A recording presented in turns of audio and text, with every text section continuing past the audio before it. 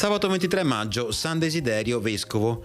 È il 143esimo giorno dall'inizio dell'anno, ne mancano 222 al termine. Il sole sorge alle 5:32 e tramonta alle 20:43.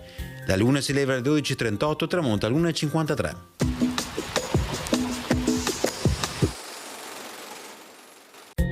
Il comune di Arquà invia in dono al comune di Padova una costola di Francesco Petrarca tolta dalla tomba del poeta in occasione dei lavori di restauro a cura di Carlo Leoni. Nel luglio del 1855 Padova restituirà l'insolito dono chiedendo che la costola fosse degnamente rimessa assieme ai resti del poeta.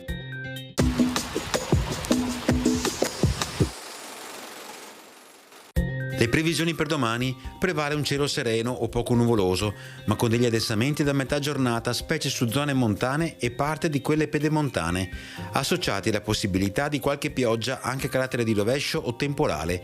Per le temperature minime contenute variazioni di carattere locale, con prevalenza di aumenti. Temperature massime in aumento.